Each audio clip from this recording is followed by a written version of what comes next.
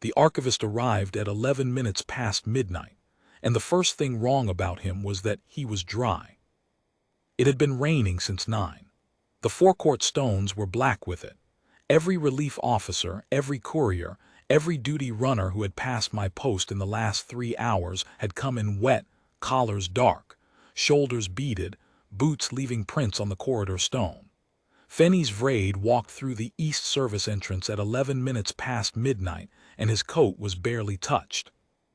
As if he had stepped from a car directly inside, or as if he had been waiting somewhere sheltered, close enough to come quickly, long enough to time it.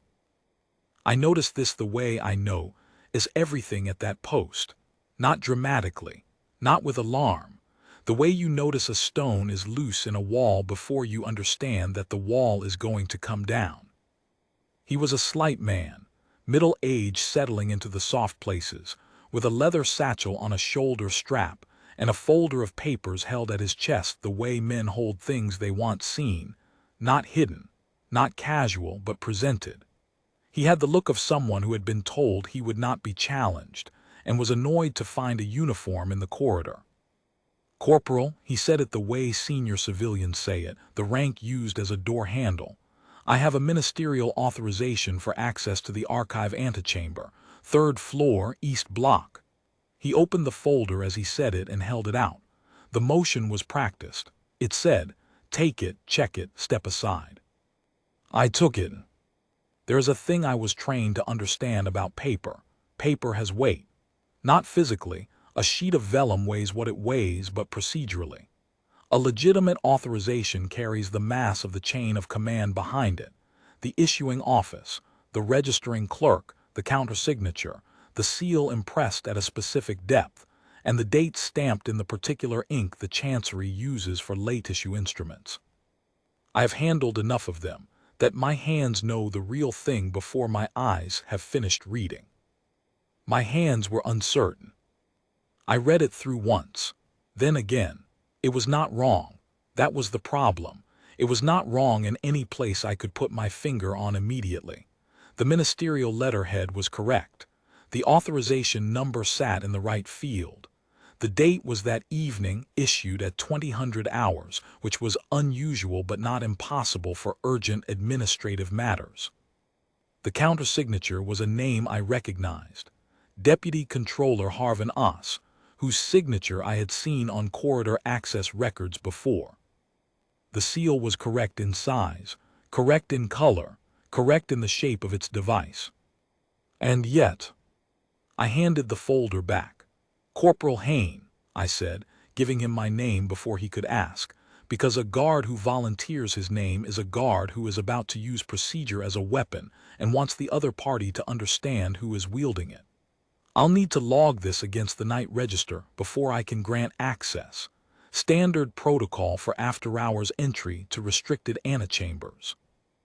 Vrade's expression did not change, but something behind it did. "The authorization supersedes standard logging protocol. It says so, paragraph 3. It did say so. I had read paragraph 3. That exemption applies to declared emergency access. I'll need confirmation from the duty officer that this qualifies. That's not an additional requirement. It's part of the logging exemption's own conditions." Vrade looked at me for a moment. I looked at the corridor wall behind him, because a guard at post does not meet the eyes of a man he is processing. He is a document, temporarily animated. "It's midnight, Corporal." "Yes, sir. The duty officer is Lieutenant Ren Calver tonight. I'll reach him now. If you'd like to wait in the side passage, there's a bench. I can have confirmation within 10 minutes. I did not wait for his answer. I turned to the house phone on the corridor pillar and lifted the receiver. This too is a technique. You do not ask a man if it is acceptable for you to follow procedure. You simply follow it, and you let him decide whether to object to something he cannot object to without revealing that he does not want procedure followed. He did not object. He moved to the side passage.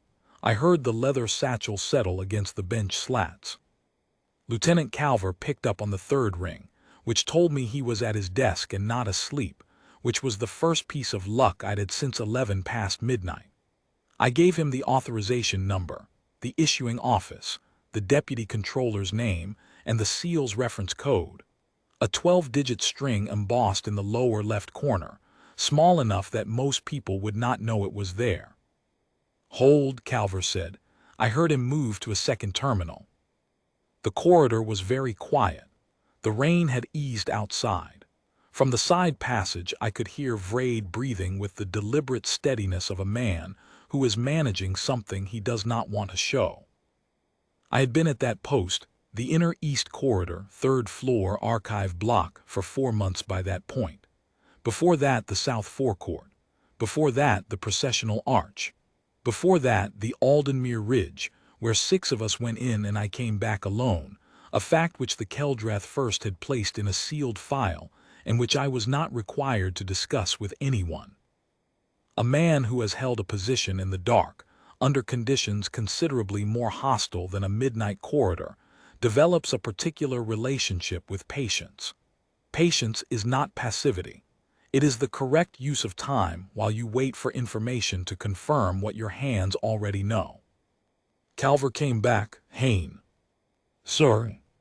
"The authorization number you gave me, that series is registered to the Domestic Property Office, not the Ministerial Instrument Office." I said nothing.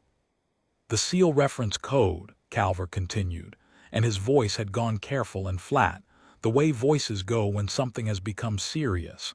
"That code corresponds to a seal reported lost in transit 6 weeks ago. It's flagged in the Chancery Register. The seal was never reissued." "Understood, sir." "Who is the individual?" He presented as Fenny's Vrede, civilian archivist, ministerial staff. "Hold him there. I'm calling the constable's office now. Do not let him access the antechamber. Do not let him leave the building." "Yes, sir." I set the receiver down. I turned. Vrede was standing at the entrance to the side passage.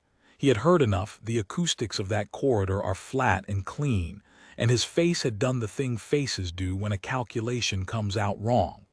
The presented look, the practiced authority, was gone. What was underneath it was smaller and much less certain. "Corporal." "Mr. Vrede." I said it without moving from the corridor pillar. "I'll need you to remain where you are. The duty officer is following up on the authorization.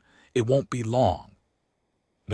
There is a particular silence that settles when a man understands that a door has closed behind him without his hearing it close. Vrede stood in it. The leather satchel hung on his shoulder. He did not move toward the antechamber door. He did not move toward the service exit. He sat back down on the bench. I returned to my post position, back straight, hands at rest, eyes on the midpoint of the corridor. The lamp above the antechamber door threw a steady yellow circle on the stone. The rain had stopped entirely outside. In the silence I could hear the building, its pipes, its settling joints, the low mechanical breath of a structure that is very old and very still at this hour. I thought about what was in that antechamber. Sealed regimental records, operational files, testimony. The kind of documentation that accumulates around actions taken in difficult places, Aldenmere Ridge among them, and that exists partly as history and partly as a form of protection. A man who has given testimony to a sealed record has a right to know that it stays sealed until the statutory period is complete. That right does not depend on whether anyone is watching. It depends on whether someone is standing at the door.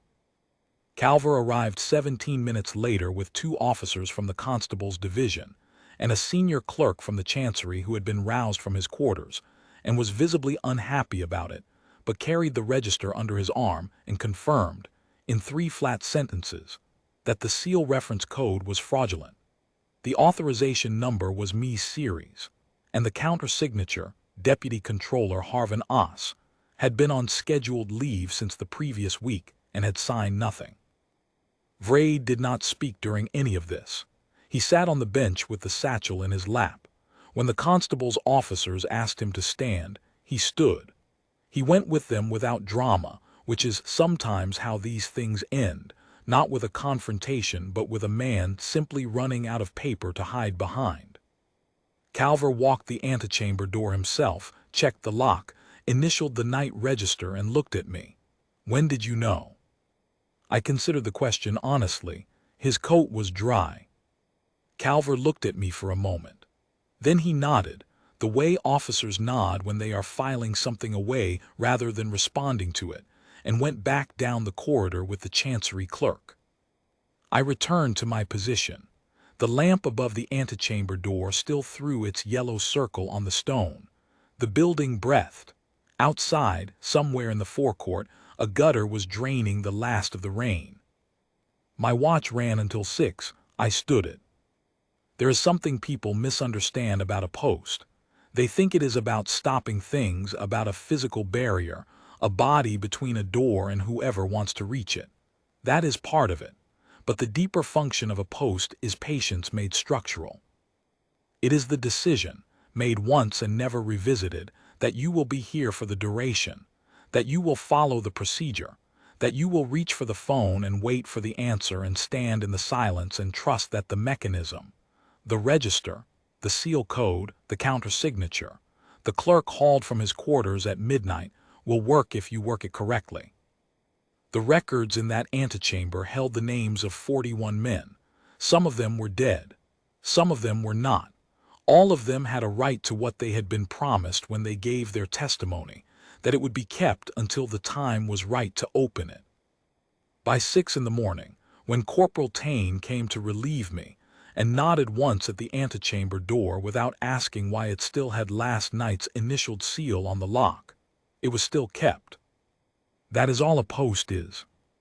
That is enough.